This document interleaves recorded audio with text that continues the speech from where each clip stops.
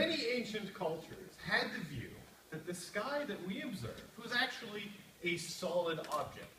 This was the firmament. It was either a dome or a sphere around the Earth that was a solid object with points of light that represented the stars. The last surviving version of this theory was Ptolemy's celestial sphere. We had Earth at the center and various crystalline spheres that each one of the planets was upon, with the final outer sphere being the crystalline sphere of the stars. And that was the universe. I think about this, and I think, really? That is so boring. That's all you have? You look at this great expanse of sky with all the color, the nice arm of the Milky Way, which you can see in this beautiful kind of dense ring there, and your thought is, yeah, points of light in a big sphere. Done. That is super boring. We would like to think that nowadays we understand the universe to be a really big place, full of all sorts of stuff, and our view of the sky is just a small window onto this universe. We're well beyond such silly theories, and we've advanced to never have such mistakes happen again. I don't think that's the case. I think the nature of the problem has just changed. On the other hand, we are still looking at nature and seeing empty space where there's actually beautiful phenomena. One example is the Jupiter system. Before the Pioneer 10 and Voyager spacecrafts were out there, our view of Jupiter from Earth was really hazy. You saw some bands, you might have seen their great red spot, but aside from that, it just looked like a boring, hazy planet. The moons of Jupiter, we also thought were all dead. Just rocks. That's it. In fact, we had the view that all the planets outside of Earth were geologically inactive. They were cold, dead planets. When Pioneer got there, we saw this beautiful view of a much more complicated planet with more turbulence and very atmospheric effects than we expected. This picture was presented live as it was assembled from the Pioneer spacecraft, and this actually won an Emmy when they did this. It was so beautiful and surprising. Similarly, when the Voyager spacecraft reached there, we saw the edge of Io had this dome, which is the eruption of a volcano.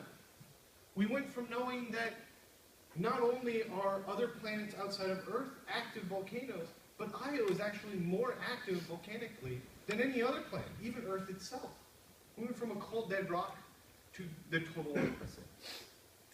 Similarly, there's other experiments where we've done explicitly the idea of checking what is in empty space.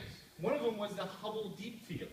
The Hubble Deep Field, the very idea was to take an image of what looked like uniform emptiness and see what was there.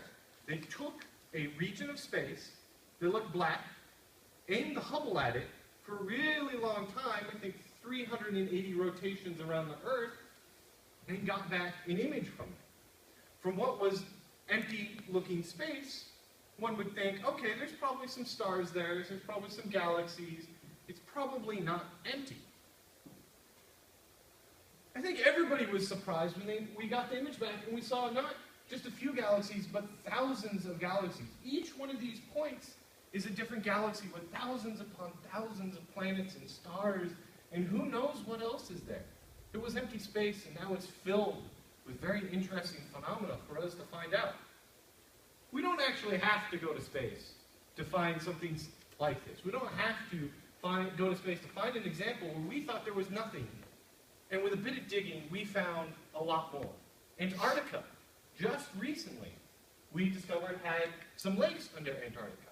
And the theory was that these lakes were pretty much dead. There was some clean water, maybe some microbes. That was it. Just a few months ago, we sent a probe down into these lakes, and yep, we found life. We found animals. We didn't find emptiness. We found what looks to be a fish. And this fish hasn't seen light of day in thousands of years. This lake hasn't been exposed to anything else in thousands of years. We found fish. I think we found sea cucumbers and crabs and all sorts of other things. And that was right on our home planet. I don't just talk about this because of space and the idea that we can look deeply in somewhere to find new interesting phenomena. When I was growing up, my parents always told me, boring people get bored. This made me always try to find something interesting to do, otherwise my parents gave me a chore to do.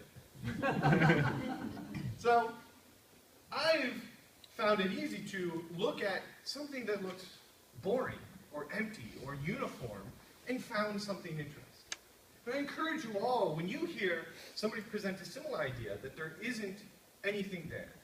Perhaps part of our world is just desert, or perhaps a culture is all uniform and just the same, and equally empty. That they're wrong. Historically, we know those opinions to be wrong. As well, is they're actually kind of cheapening our experience of the universe. The universe is way more interesting than that. So I encourage you all, if you hear that, perhaps dig a bit deeper and see beyond what looks like to be just emptiness. And I think you'll find something beautiful.